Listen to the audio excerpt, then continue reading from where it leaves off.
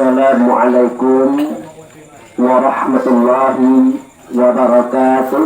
Waalaikumsalam warahmatullahi wabarakatuh. Alhamdulillah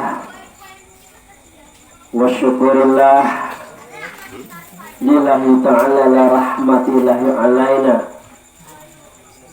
aina fazal layli qadarna fazal bait insyaallah rahmatullahu alaina wa ala nabil karim Muhammad sallallahu alaihi wasallam hayya sallimu alaihi Allahumma salli ala sayyidina Muhammad wa ala ali sayyidina Muhammad amma ba'du.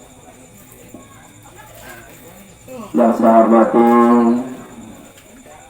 Bapak Ketua RT 04 Rawa Makmur, yang saya hormati Bapak Ketua RT tetangga yang hadir, yang saya hormati para pemuka masyarakat, kaum ulama cerdik pengadilan negeri, yang saya hormati Pak Imam Khatib Bilal Gharib, yang saya hormati bapak-bapak, ibu-ibu, saudara-saudari yang berhadir pada malam hari ini, wabil khusus keluarga besar daripada Ibu Martini. Seperti kita maklumi bahwa pada hari ini telah berpulang ke hadirnya Allah salah seorang daripada keluarga beliau, saudara kita, yaitu saudara Irwan Effendi Tanjung, dalam usia 38 tahun. Kemudian salawat dan salam kita persembahkan kepada Rasulullah sallallahu alaihi wasallam. Allahumma sholli ala sayyidina Muhammad wa ala ali sayyidina Muhammad amma ba'du. Bapak-bapak, ibu-ibu saya hormati, sebelum tausiah ini saya lanjutkan kepada Bapak Ketua RT yang terpilih, saya ucapkan selamat ya Pak Firdaus. Jadi Pak Firdaus ini bukan mantan RT, tetapi orang yang pernah menjabat sebagai Ketua RT 04 Rawa Makmur. Kita hargai beliau, perjuangan beliau, jasa-jasa beliau. Kalau masalah pergantian jabatan itu Pak Ketua, itu memang harus, ya harus gitu. Kenapa seperti itu? Kebenaran RT 19 kemarin kemudian juga yang jadi kandidat tidak tanggung-tanggung, saya sendiri dengan saudara saya Jamil. Alhamdulillah kalah. Kalah sampai angko, lah pemain tuh kan ditampilkan kalah lah. Tapi tidak apa-apa. Karena jabatan itu sebesar apapun jabatan, itu adalah kerajaan Allah. Kalau sudah berbicara kerajaan Allah, tentu dia akan menempatkan dan memberikan kepada siapa yang dia kehendaki. Dan itu adalah amanah. Jadi biasa-biasa saja, ya Pak Firdaus. Tapi yang pasti jasa-jasa Bapak akan selalu dikenang oleh masyarakat. Karena bagaimanapun juga Pak RT ini luar biasa, Pak. Nah, kadang-kadang tengah malam lagi lemah itu dibangunkan. Ada persoalan. Jadi elok Pak RT, dulu Pak RT juga nanti itu lah. Para Pak RT itu tidak pernah bodoh, elok itu lah.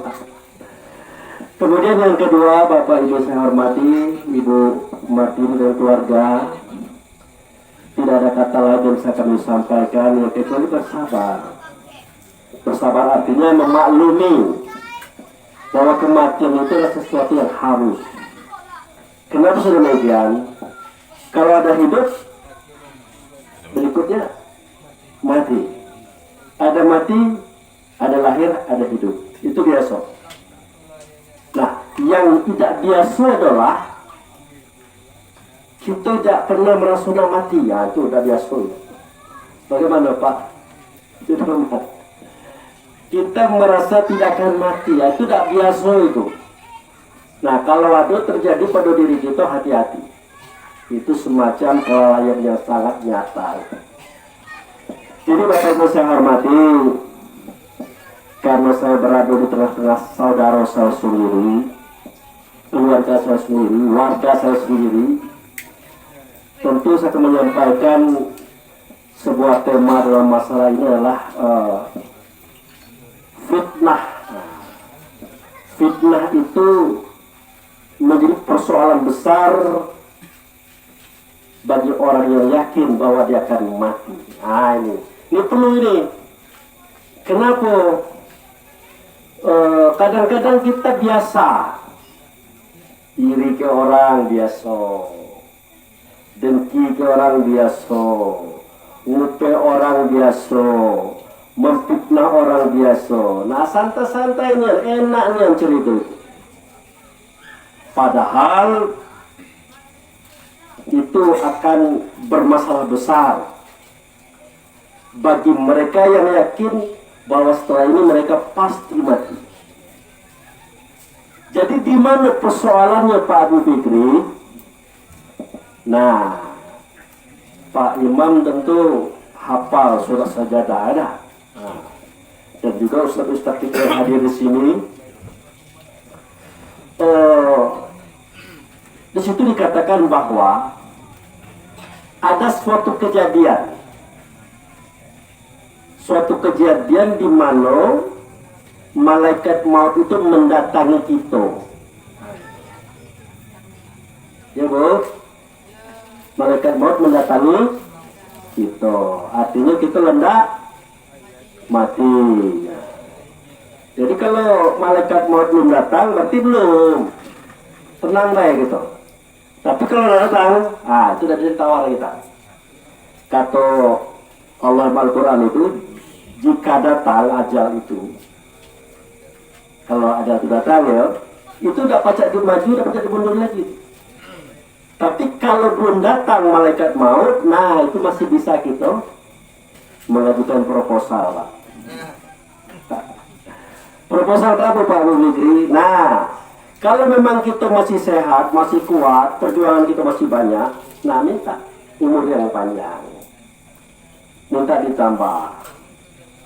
Supaya apa? Supaya kita berkarya, bisa menyelesaikan karya kita. Tapi kalau kita penyakitan, banyak masalah hidup, nggak usah minta umur panjang Pak. Kasihan keluarga, kasihan Pak RT, kasihan masyarakat. Kenapa? Akan menyusahkan. Begitu. Nah, pertanyaannya Pak Abu Fikri, apakah nanti Allah akan panjangkan? Nah, itu urusan dia. Ya, itu urusan dia. Tetapi kalau kita lihat beberapa sejarah bahwa Allah itu pernah hampir memperpanjang umur Nabi Yunus. Nah, itu. Jadi Nabi Yunus itu Pak pernah melakukan suatu kekeliruan. Jadi jangan pernah kita berpikir, oh Nabi itu tidak pernah salah, tidak pernah keliru. Aduh, boleh saya cerita Nabi Yunus Pak? Ambil singkatnya lah, karena aku cerita tentang kematian kan. Nabi Yunus itu pernah dimakan ikan nun. Nah, kemudian dibawa ke dasar laut, tenggelam. Jadi ceritanya apa? Ya sudah, mati. Jadi orang kapal itu mengatakan, Bapak tadi tidak akan hidup lagi, pasti mati itulah. Nah, rupanya Nabi Yunus tadi belum meninggal Pak. Di dalam perut ikan itu dia kesunyian, ketakutan, becek, busuk, bau, pengap. Sambil dia bertasbih. Apa tasbihnya Pak Ustaz? Subhanallah. Itulah. Jadi itu dizikirkan terus itu. Sehingga lama-lama ikan tadi kepahitan, pahit kini makanan itu, mual dia, dimuntahkan keluar lagi. Nah, apa kata Allah? Kalau bukan karena si Nabi Yunus tadi bertasbih, ya dengan tasbih tadi, pasti akan ku tenggelamkan dia dan perut ikan itu sampai hari kiamat. Kan? Jadi kalimat ini menunjukkan kalau bukan karena bertasbih, pasti saya tenggelamkan, saya benak dalam laut itu sampai hari kiamat. Berarti dipanjangkan umur dia. Nah, tapi karena berbicaranya Allah, kita pasti percaya. Namun berdasarkan cerita itu, Allah bisa memperpanjang umur kita, bisa memperpendek umur kita. Tapi yang bagus adalah pas-pas saja. Kapan sampai kita balik. Selesai. Baik, Bapak Ibu saya hormati. Tadi saya mengatakan bahwa seketika malaikat maut datang, ada suatu kejadian yang mungkin jarang diceritakan Ibu dalam kajian-kajian takziah ini. Jadi seketika malaikat maut itu datang, nah kalau dia lanang, tipe lanang, tidak mungkin tampangnya betina Pak. Tidak jadi kita mati. Dia datang tidak cantik, tidak jadi kita mati. Nah itu pasti kalau kita lanang, dia datang lanang. Kalau dia tidur, dia datang tidur. Tapi rata-rata dia tidak laki-laki, tidak perempuan, dia adalah cahaya. Itu rata-rata. Jadi seketika itu dia berkata, Pak Abu Fikri, ayo kenapa? Tak tahu belum. Sebentar lagi awak akan pulang kepada Allah. Terus siap-siap. Nah, itu kalau yang dikasih tahu. Tapi ada juga yang dikasih tahu. Langsung jatuh, lewat. Tetapi jangan pernah kita berpikir yang dikasih tahu bisa siap-siap. Yang tidak dikasih tahu langsung lewat. Tidak. Yang dikasih tahu dia langsung lewat, tetap melalui proses. Salah satu proses itu adalah malaikat maut memutar film gitu. Dari kita lahir diputar film itu sampai kita jadi anak-anak, remaja, bujang, berkeluarga, sampai kita meninggal. Ingat, putaran film pertama selalu memutar film-film yang bagus. Amal bagus kita, amal baik kita, itu yang diceritakan, bersedekah, nolong orang, ke masjid, sholat, puasa, zakat, macam-macam. Itu yang diceritakan pertama kali, itu diputar itu. Nah, inilah amalanmu. Nah, balasannya kok, nah ditengokkan ke surga itu gitu. Luar biasa. Surga luar biasa Pak. Seluas langit dan bumi. Atap perak, dinding emas. Lantainya mutiara merah yakut. Di bawah lantai ada 4 sungai. Sungai madu, arak, susu, dan air tawar. Di dalamnya ada perabot. Di sekitarnya banyak makan makanan dan buah-buahan. Sampai kita mengatakan hazal ladzi ruzqna min qablu bihi mutasyabiha. Wah, ini makanan yang pernah kita makan di dunia dulu. Artinya sama makanannya tapi beda kualitasnya. Nah, itu dulu digambarkan. Tiba-tiba filmnya diganti dengan negeri merah yang di dalamnya banyak api, banyak orang-orang gedang-gedang, ganas-ganas, ada ular, ada kalajengking, ada lembah, ada lurah, ada sungai darah, macam-macam. Dan melihat pemandangan itu kita ketakutan. Maka bertanya kepada malaikat maut, lah ngapa jadi saya ini? Nah, ikut ceritanya. Nah, baru diputar film kita yang buru-buru. Nah, kerja. Jadi amal yang tadi mana? Pahala yang tadi mana? Habis galo. Kalau setengah cuma habis lumayan, ada modal. Iko habis galo. Nah, bertanyalah itu kepada Israel. Jak mana maka habis amalannya kudu, pahala kudu, fadilah kudu. Tolong ceritakan sejarahnya jak mana. Kata malaikat maut, kamu suka iri suka dengki, suka menggibah, tahu menggibah bu? Tahu? Menggunjing tahu? Ngupe orang. Dan kamu suka memfitnah orang. Jadi sekali kita mengupe orang, bersama dengan itu amal kita, pahala kita, kebaikan kita, fasilitas akhirat kita pindah ke orang itu. Jadi itu harus kita pahami itu, pindah ke orang itu. Nah yang lebih cepat habis amalan kita adalah fitnah. Tahu fitnah bu?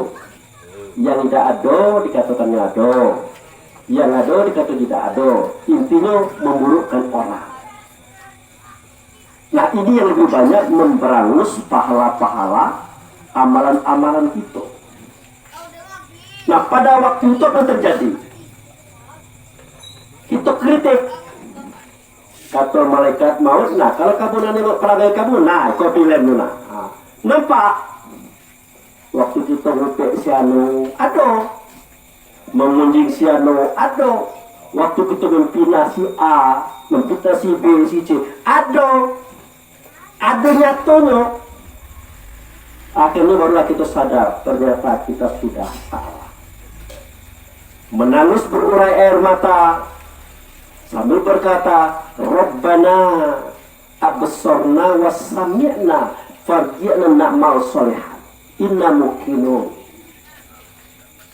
Tuhanku, kini ambola nengok niang. Saya sudah melihat betul, mendengar betul, yakin betul. Ternyata saya tertipu. Ternyata saya salah. Ternyata saya keliru. Mohon ya Allah, kembalikan aku ke dunia sebentar saja. Farji'na, sebentar saja. Balikkan sebentar. Untuk apa? Na'mal solehah. Untuk berbuat amal soleh. Apa itu amal soleh? Apa amal soleh itu? Ya amal soleh lah Pak Ustaz. Amal soleh itu adalah sholat. Sholat adalah induk daripada semua amalan. Ya. Sholat adalah induk dari semua amalan. Makanya kata Nabi Muhammad, inna awala nuhasibul amali bani adam fil yaumil qiyamah as-sholat. Sesungguhnya amal yang pertama kali dicek oleh Allah tentang amalan adamnya sholatnya. Kalau bagus sholatnya, pasti bagus amalnya. Buruk sholatnya, pasti buruk amalnya. Kalau tidak ada sholatnya, apa yang ada itu? Tidak ada. Nah, jadi Bapak Ibu saya hormati, ndaknya ahli masjid, ndaknya ahli Quran, ndaknya ahli agama, kalau kerjanya mengupe, menguji, memfitnah orang, ketahuan sholatnya tidak bagus. Ketahuan sholatnya tidak bagus. Kan dikatakan tadi, bagus sholatnya, bagus amalannya. Buruk sholatnya, buruk perangainya. Nah, itu.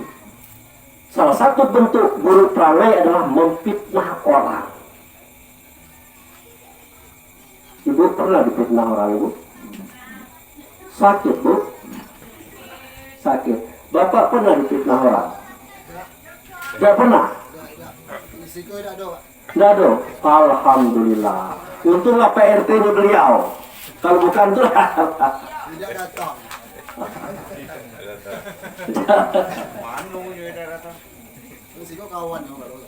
Jadi fitnah ini Bapak Ibu saya hormati. Mungkin karena ini pengalaman. Saya sebenarnya Pak kalau ceramah itu pengalaman itu saya ceritakan. Hati-hati jadi orang baik Pak. Hati-hati menjadi orang baik. Kenapa Pak Ustaz hati-hati? Karena orang baik itu tidak banyak orangnya, dikit. Yang banyak itu adalah orang-orang yang tidak baik. Perhatikan lagi. Iya Pak. Iya, Bu. Nah, jadi orang baik kok jumlahnya dikit, orang yang tidak baik jumlahnya banyak. Nah, seketika orang baik ini berbuat baik, pasti orang tidak baik memperhatikannya. Ya, pasti orang tidak baik mengukur orang baik tadi dengan pemikirannya. Contoh misalnya, maaf Pak Ustaz, Pak RT. Jadi ada sejarah dulu. Sewaktu saya dari kuli itu Pak Masroy, kuli Pasar Minggu dari Gerobak. Jadi angkatan saya itu dari Kebundari Pasar Minggu. Kebundari Pasar Minggu. Orang Padang lebih banyak, orang Maninjau lagi. Nah, pas hari nak bulan puasa, woi, bon rendang teributnya itu. Tebaun. Kata kita orang mantapnya kalau besar ke gulai rendang itu. Nah, karena kita banyak langganan situ, justru juga keluarga kita di situ, ada harapan dapat sepotong dua potong. Tapi alhamdulillah Pak Masrur sudah ada tawaran. Bukan mereka salah. Rezeki kita dari situ belum ada. Jadi memulai ke orang rumah aja lah, kita telur dia digoreng, berdua kita makan, kita bersahur, yang penting kita puasa. Nah, berdasarkan ide itulah terasa dengan kita hari ini pasti ada orang senasib kayak saya dulu. Nah itu, maka kita buatlah sebuah gerakan membagikan ayam kepada masyarakat yang tidak mampu. Termasuk yang mampu itu tidak apa-apa. Dari mana dapat duit? Kita kan tidak berduit itu. Karena kita punya kawan kita di Pasar Minggu banyak yang berduit, di kantor banyak duit, di pejabat berduit, pinjam duit, minta duit kamu, ini, kebetulan ini. Alhamdulillah terlaksana. Sudah yang ke-8 tahun ini, terlaksana. Riangnya kita dengar orang terima ayam sekilo, riangnya. Kenapa? Alhamdulillah nanti mereka akan bersahur. Tapi apa yang terjadi? Yang saya katakan tadi, kenapa kita berniat membagikan itu kepada saudara kita? Karena kita tidak berduit, kita minta duit kawan. Yang terjadi adalah karena orang baik itu tidak banyak, yang buruk itu banyak, dia berpikir seperti apa yang dia pikirkan. Proyek tuh banyak lainnya ngambil daripada orang. Itu pasti Pak. Kalau Bapak ada coba-cobalah jadi orang baik dengan cara yang saya buat tadi. Pasti orang mengatakan itu. Karena orang yang diberi amanah kemudian memotong amanah itu lebih banyak ketimbang orang beramanah. Pasti. Akhirnya apa terjadi? Tersebar cerita itu. Padahal kita untuk membantu, menunjukkan kebaikan kita, empati kita, karena kita punya pengalaman itu. Dengan harapan ada yang nak niru di gang itu. Masuk aku pikir bisa, kamu tidak bisa. Nah, misal begitu. Tidak begitu jadinya. Jadi persoalan. Menurut kita tidak. No problem itu urusan dia itu. Kemudian kita tengok pula dulu waktu sudah menikah punya anak seorang. Nah, dikasih baju hari raya duit dah ada. Ada obral 3.000, ambil bajunya 3, celana 3, dah 3 setel anak berbaju, anak paling tua. Dak lemak nian, dak berduit lebaran. Untunglah ada kawanan menjamkan modal jual manisan di Pantai Panjang. Buka ide lagi. Untuk apa? Bagi THR. malam lebaran. Dari mana dia tuh? Pakai kotak, di muka jadilah. Yang penting bisa dibagikan pada malam lebaran. Apa yang terjadi? Bunyi lagi. Itu contohnya. Nah sampai, maaf ini, seketika kalah kemarin, itu biasa kalah itu. Apa kata kawan? Kalau nak milih RT itu orang yang baik. Nah, kena gitu. Masya Allah. Apa kita tersinggung? Tidak perlu. Kenapa? Mungkin ini bukan level kita. Tetapi itu yang terjadi. Salahkah dia? Tidak juga. Karena begitu berhembusnya fitnah tadi. Yang kita sayangkan adalah orang yang memfitnah tadi. Jelas hukumannya dong. Yang mendengar fitnah kemudian menyebarkan, sama hukumnya. Apa yang terjadi? Seketika tidak mati nanti orang ini menangis darah. Kenapa menangis darah? Hari ke hari bertambah jamaahnya, dan semakin banyak orang berubah terhadap kita. Secara psikologi kita terganggu, keluarga terganggu. Tidak kita terang-terangan, apa katanya? Tidak ada. Akal belakang mulai lagi. Akhirnya terserahlah Anda. Tetapi di ujung jalan kita kesian dengan orang seperti ini. Kenapa kasihan? Ya itu tadi. Dia ahli masjid, orang baik. Tapi tanpa dia sadari perbuatan ini menjadikan hari ke hari amalannya, pahalanya digerus oleh dia sendiri. Dibinasakan oleh dia sendiri. Nah mati kelak baru dia paham. Jadi tidak ada jaminan orang yang beramal soleh tapi penfitnah masuk surga, dari jaminan. Tidak bisa, Pak. Seketika diadili oleh Tuhan, ini amal kamu bagus, ini bagus, ini surga depan. Tapi ingat, ini 1, 2, 3 ini. Semua kebaikanmu sudah pindah ke sini. Kenapa? Kamu fitnah, kamu gibah, kamu ngunjing dia.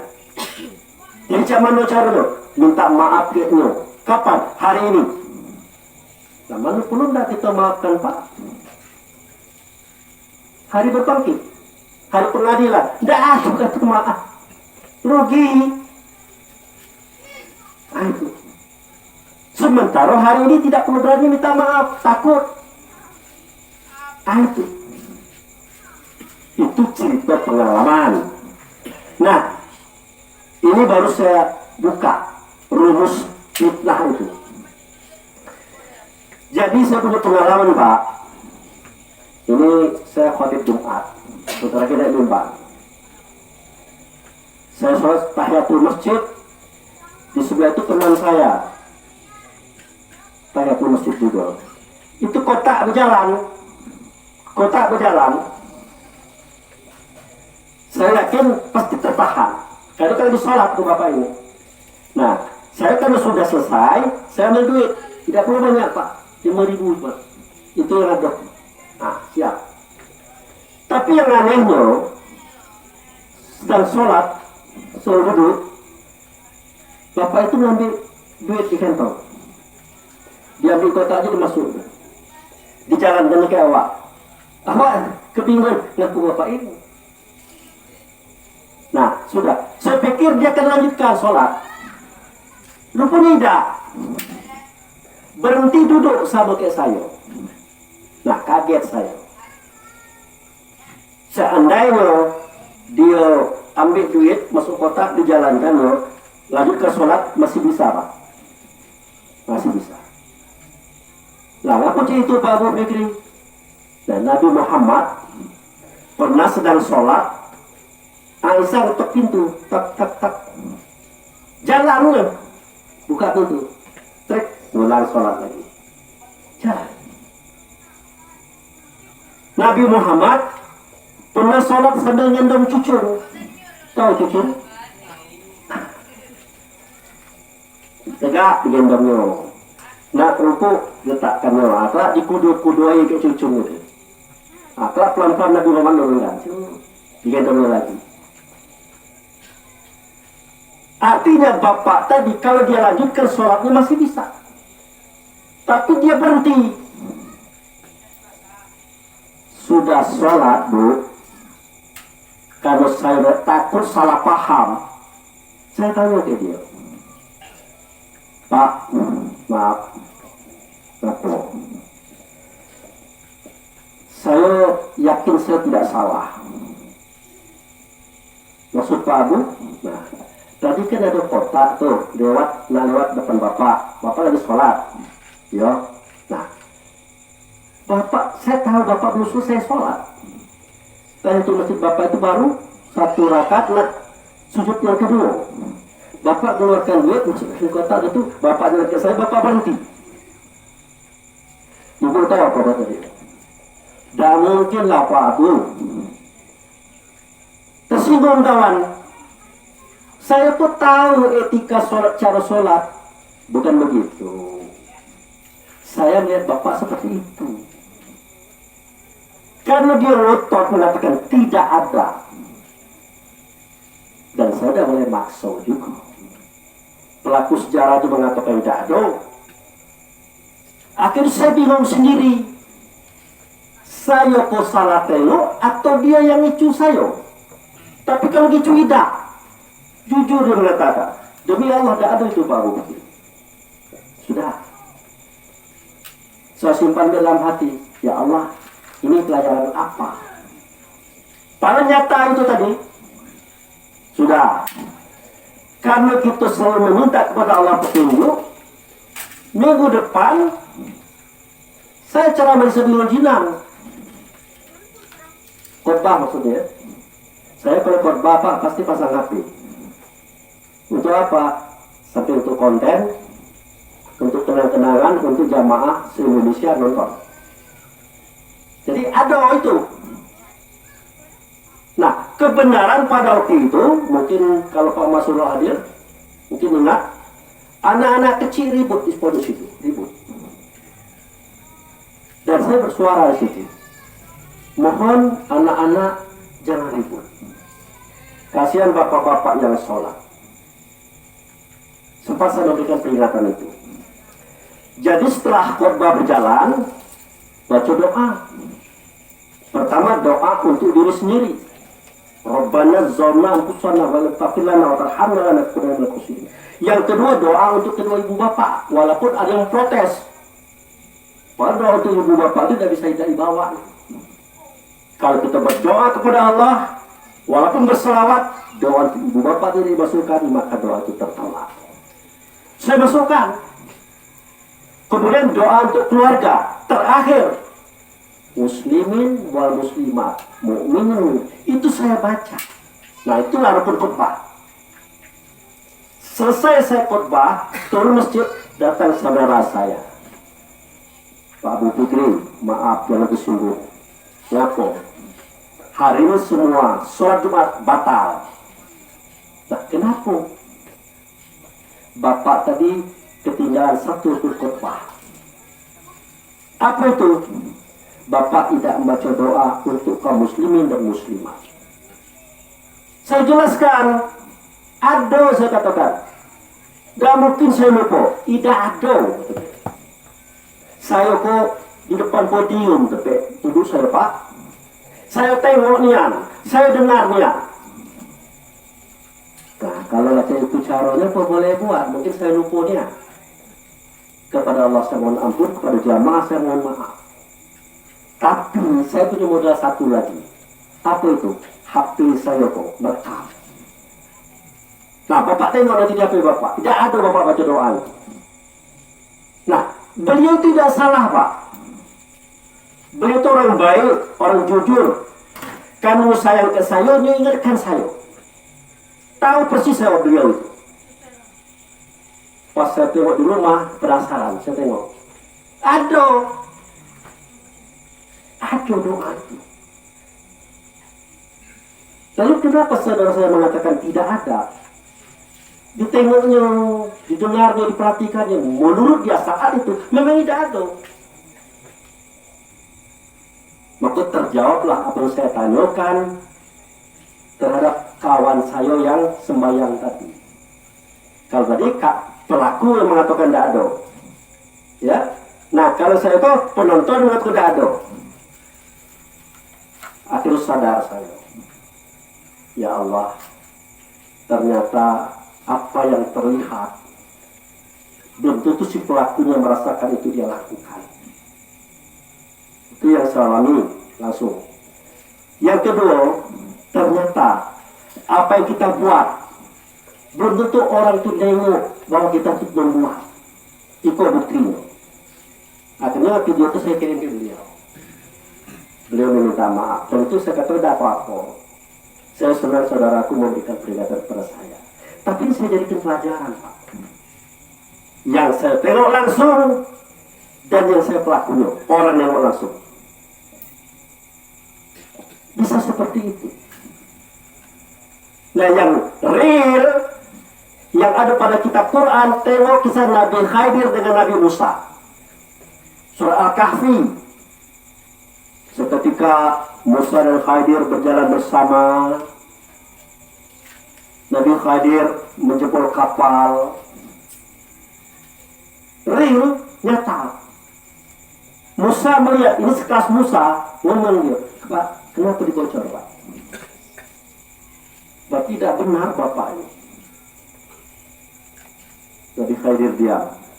Sambil berkata, semestinya Anda tidak bertanya, tapi Anda bertanya, apa boleh buat?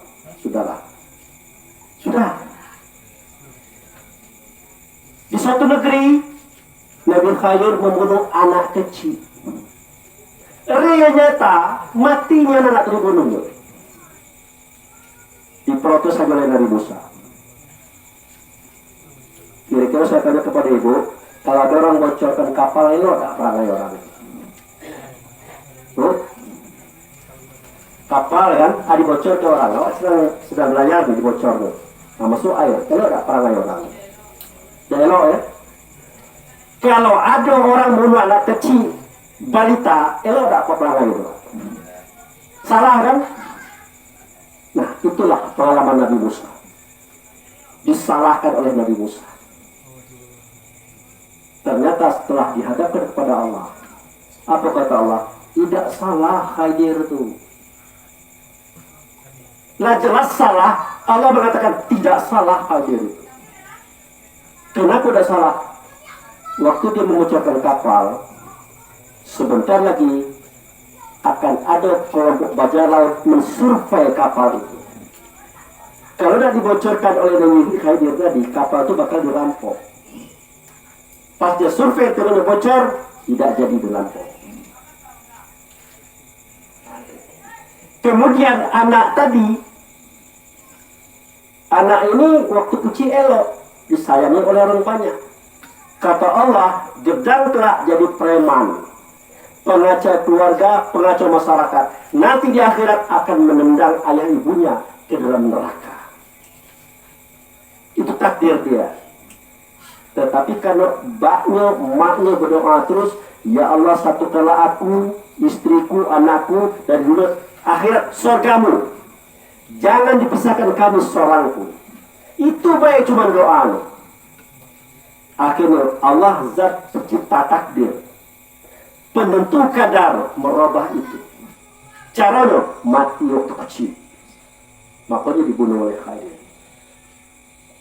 Nah, maksud saya menceritakan ini Bapak Ibu saya hormati, sulit untuk kita menyalahkan orang, sulit untuk kita menjelekkan orang, karena ada fakta-fakta kehidupan itu yang terjadi. Ada yang kita tengok memangnya salah, ternyata di sini tidak merasa bersalah. Ada kita berbuat baik, kata orang tidak ada, padahal ada. Bahkan ada terang-terangan melakukan kesalahan, kata Tuhan tidak salah. Jadi peluang kita untuk memburukan orang itu susah. Belum lagi cara kita menganalisa orang. Itu ini kan ketipu nih. Ini S3, doktor. Ini magister, MAG. Ini sarjana. Ngomong, apa Pak Firdaus? Acak ngaji baik itu. Mulai karena yang ngomong orang berkapasitas. Kita lah percaya baik. Lah iya pula, lah bercerita pula ke orang banyak. Hitamlah beliau. Tanpa kita sadari. Benar tak kata bapak kau tadi? Maka kita juga menyampaikan kepada orang lain. Itu. Jangankan orang lain, kita juga belum tentu bagus analisa kita Pak. Belum tentu bagus. Tidak jarang kita melakukan kesalahan, sudah itu kita mengakui, salah saya. Nyesal saya. Itu bukti. Nah jadi, jangan cuba-cuba kita fitnah orang. Jangan cuba-cuba kita memburukkan orang. Dari cerita saya tiga tadi, seakan-akan tidak ada peluang untuk kita bisa memburukkan orang. Tidak ada peluang. Tapi kita paksakan. Akhirnya pun terjadi, tidak sedikit orang yang putih menjadi hitam. Orang yang menjadi orang baik menjadi buruk. Orang jujur menjadi penipu dalam tanggapan masyarakat. Akibatnya apa? Setiap kebaikan yang gue, pasti itu ujung-ujungnya. Setiap kebenaran dia baik adalah ngoceh baik, awak cak itu. Dan ini bukan seorang orang, banyak. Kenapa? Orang buruk ini banyak ketimbang orang baik. Pahami. Nah itu urusan orang Pak. Urusan kita adalah jangan sampai kita kuno jadi tukang fitnah. Baik, kalau saya dah Pak Mubigri gak suka memfitnah orang, alhamdulillah. Bagaimana 78 tadi dah ada, mantap. Tapi kadang-kadang Pak kita kok memfitnah orang tidak. Cuman hobi dengar orang menggunjing, hobi mendengar orang memfitnah. Tanpa kita sadari, iya ni anak aku tidak. Pokoknya kita terima dulu, lah bercerita pula ke bini kita. Bercerita pula ke tetangga kita, nalah bersebar pula. Lah berjemaah pula kita fitnah orang. Dan itu berkembang. Diikuti dengan proses sosial. Lewat orang yang difitnah tadi. Alah, gaya baik betul-betul bisa sama masjid, awak itu, nah. Akan begitu. Kembali, karena orang baik tidak sebanyak orang yang buruk. Artinya, orang baik itu dikit, orang buruk itu banyak. Kadang-kadang, fitnah ini, 7 keturunan Pak, menyiksa diri. Ekonomi kita mestinya bagus, terganggu. Siapa AIS? Ustadz apa itu? Nah, maafnya, bukan tidak laku. Tapi itu orang mau jarang-jarang. Kecuali juga mengundang gitu Pak. Firdaus. Itu. Kemarin kata Pak Firdaus tadi, Ustaz ambil telepon dari Haji kemana? Saya kata, saya pergi ke Kerinci. Wah, Haji ke Kerinci pasti. Udah seperti itu. Padahal kita situ berkumpul tokoh-tokoh tasawuf nasional, internasional, kelas-kelas profesor, orang-orang wak mamur ada situ, berdiskusi tentang tasawuf. Ala digelar pula Haji ke Kerinci. Itu kata Pak Abu aja, tidak. Bapak buka YouTube saya tuh. Waktu saya berdiskusi dengan MUI, ada dikeluarkannya itu. Saya katakan, jangan main-main Pak. Iya Pak Abu. Banyak orang mengatakan begini. Oke. Bapak tahu haji itu apa? Tahu mana ke Mekah? Bukan. Ayo jawab. Mengapa dapat saya menjawab? Haji itu ke Mekah. Saya katakan, Bapak ke Mekah pada bulan Zulhijjah, Mekah, Madinah, Bapak beribadah full siang malam. Tapi waktu wukuf di Arafah Bapak tidak melakukan. Artinya Bapak tidak haji. Ya Pak ya, kalau kita bulan Zulhijjah ikut haji ke Mekah, Madinah beribadah, pas wukuf di Arafah tadi Bapak tidak ikut, Ibu tidak haji, Bapak tidak haji. Makanya di Mekah itu orang yang sakit nak mati sekalipun itu dibawa ke padang Arafah saat wukuf. Itulah makanya Nabi mengatakan al-haju wukufil Arafah. Haji itu kamu wukuf di Arafah. Kalau tidak itu tidak haji. Maka haji ke kerinci, apa dah kacau pembukaan. Karena yang ngomong ke ulama, ustaz, orang percaya. Bayangkan Pak, pas kita balik ke Jambi, isi balik haji kawan. Saya gak aja, assalamualaikum saya katakan, selamat buat anda. Kasihan Pak.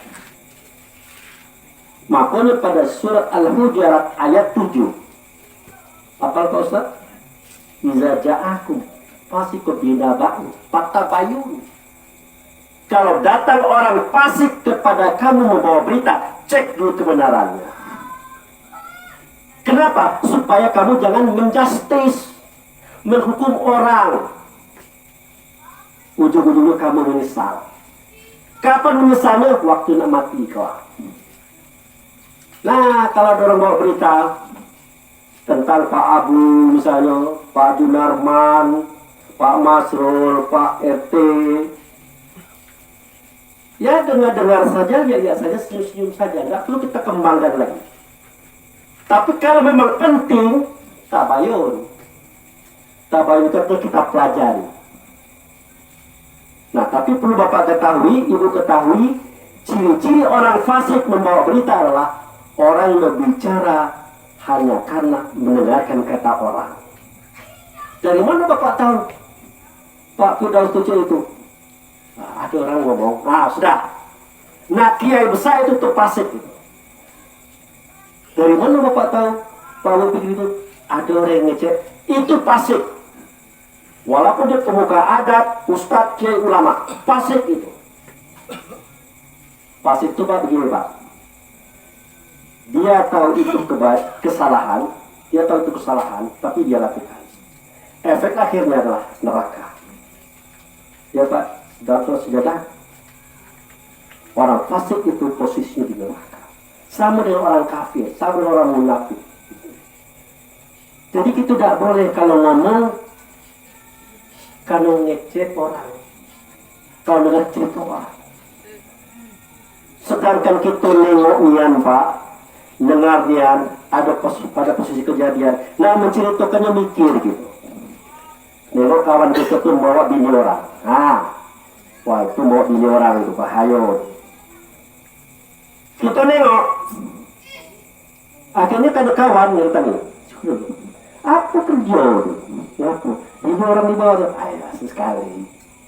Tapi bini orang kan, ngetewak, dia lah mengakui, dia lah mengakui. Apakah perlu kita ceritakan? Apa perlu kita sebarkan? Jangan. Tidak boleh. Kenapa? Akan merusak suasana sosial, merusak keluarga ini. Jadi cuman Pak Bu Fikri pakai rumus itu. Watawasaw bil haq.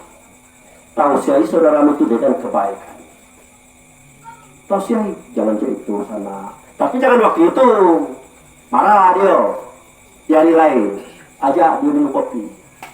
Apa cerita malam itu? Biasalah anak muda apa? Ladang puluh berapa tuh? Muda, cucuk banyak. Kita arahkan. Watawa sabil haq. Besok ngulang lagi. Nah kalau kita nasihati bakal marah ini. Pakai rumus kedua, watawasau bil sabri. Nasihati. Adalah Pak Abdul Fikri, amal ceramah di masjid, jangan ceramah saya. Alhamdulillah kawan marah. Ya, karena dia merasa kita musili dia. Apakah harus mundur? Tidak. Besok masih ulang juga, datangi lagi. Diancamnya gitu. Sekali lagi Bapak ingatkan saya, kepala Bapak berdengkang. Nah, udah. Gak berani lagi gitu Pak. Daripada berdengkang kepala gitu. Apakah kita harus bercerita? Tidak. Watawasau bil marhamah. Inilah Islam. Tausiah saudara itu dengan kasih sayang. Angkat tangan berdoa. Ya Allah, tunjuki saudara. Kasihan ya Allah. Kasihan ke Tino itu lakinya waduh, anaknya waduh, keluarganya waduh. Kasihan ke bapak itu anaknya waduh, keluarganya bininya waduh. Kasihan ya Allah. Kalau terjadi apa-apa, tahu laki Tino itu jangannya dibunuh lah nanti ya Allah. Tolong ya Allah. Itu Islam. Iya Bu. Kalau kita macam mana Bu? Hei, cikus Bu. Lapor. Ambo tadi, mulai. Nengongian, ngecengin ke orang lo. Nah, pas ketahuan, apa kamu ngecek tadi?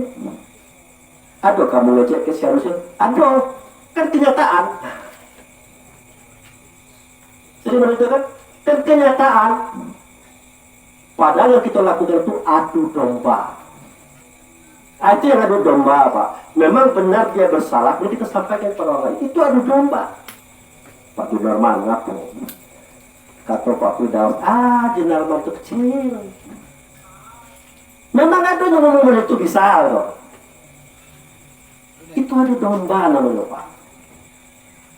Makanya sebagai seorang muslim, nengok saudaranya salah, lu muncul tiga tuh lah. Kalau ndak Islamian, kalau ndak selamatnya matinya lah, itulah rumus tiga. Watawasau bil haq, watawasau bil sabri, watawasau bil marhamah. Jangan ditinggalkan rumus ini Pak. Artinya di hati kita tidak ada kebencian kepada orang.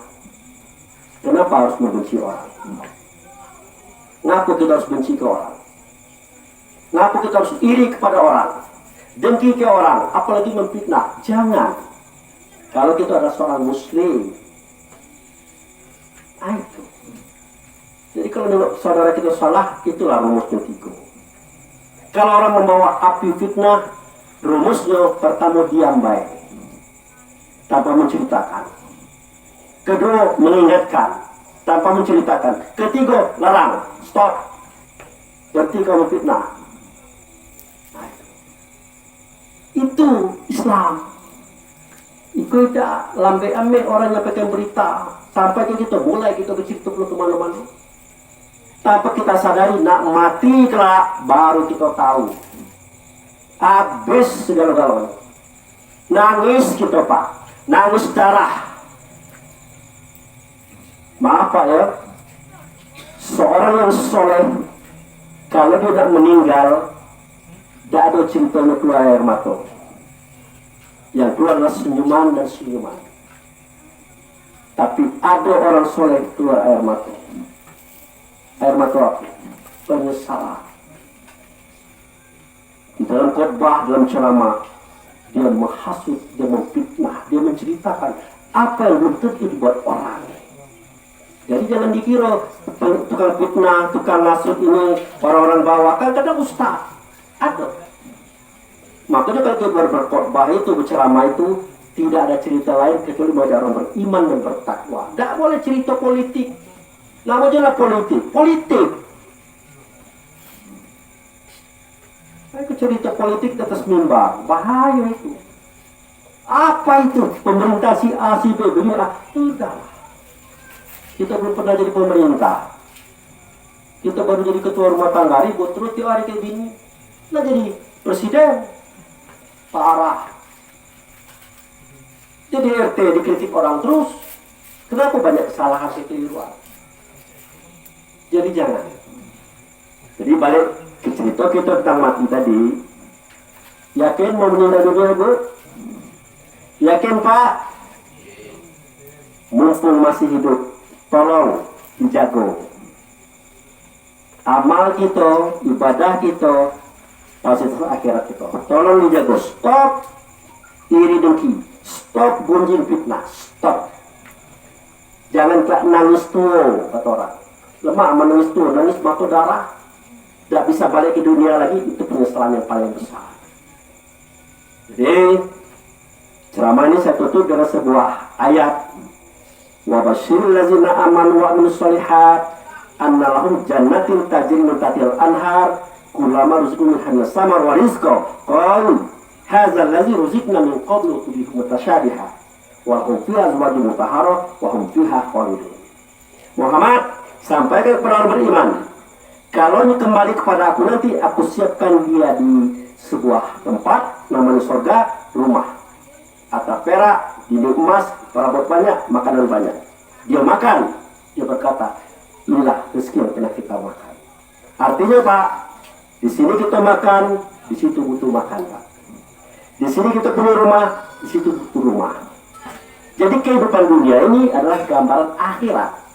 Bayangkan kalau kita hidup di dunia ini tidak punya rumah, apa yang terjadi? Hidup di dunia ini tidak makan, tidak minum, apa yang terjadi?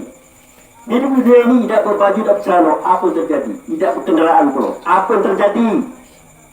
Nah itulah yang akan terjadi kepada kita di akhirat nanti. Kalau kita tidak bisa menjaga amal kita, pahala kita, fasilitas kita. Sarah itulah. Oke Bu? Setuju? Nah inilah ceramah saya. Ya Pak RT, dosa panjang 45 menit, inilah. Jadi itulah Pak ya, mumpung kita masih hidup, mari kita serius untuk kematian kita.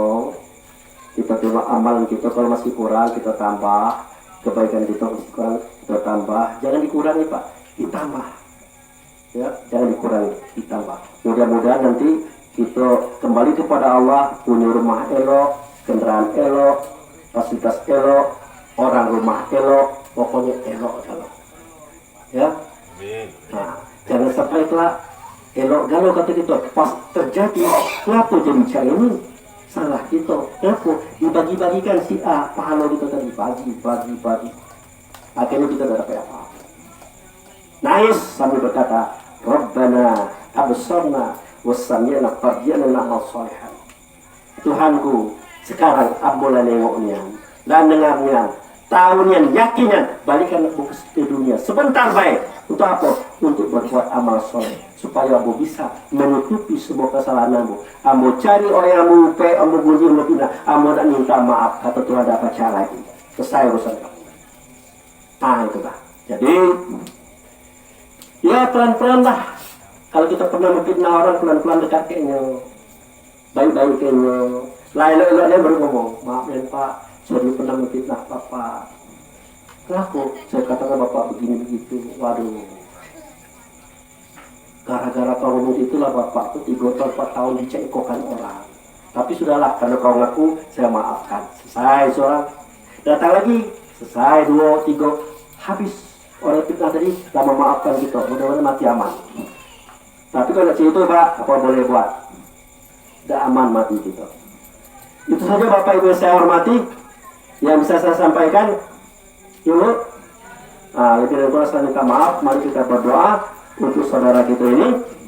Semoga beliau diampunkan oleh Allah dosa-dosanya, dimaafkan kesalahannya, dijadikan semua ibadahnya sebagai fasilitas akhirat. Kalau ada dia memfitnah macam-macam, kita minta kepada Allah dimaafkan. Nah, mudah-mudahan itu dimaafkan. Nah, ngapain itu Pak Abu Fikri? Lah, sholat itu kan gunanya itu. Sholat jenazah itu. Sudah tuh ada yasinan pula, ada tahlilan pula, macam-macam. Tujuannya kan itu, minta agar Allah mengampunkan beliau ini, memaafkan dia. Diampunkan atau tidak itu urusan Allah, urusan kita. Ayo kita berdoa. Setelah berdoa buat saudara kita tadi, semoga doa tadi diterima oleh Allah dan beliau diselamatkan dan ditempatkan pada posisi yang baik, itu surganya Allah. Kemudian saya jangan lupa minta maaf pada Bapak Ibu yang menyampaikan kajian tadi kalau yang tersinggung, ada bahasa apa-apa, itulah saya, mudah-mudahan bermanfaat. Wabillahi taufiq wal hidayah. Assalamualaikum warahmatullahi wabarakatuh.